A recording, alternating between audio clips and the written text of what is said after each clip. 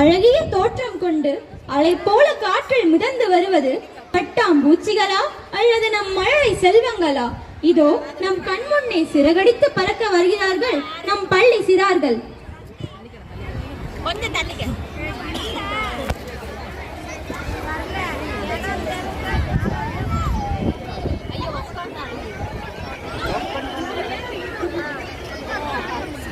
எங்கேயும்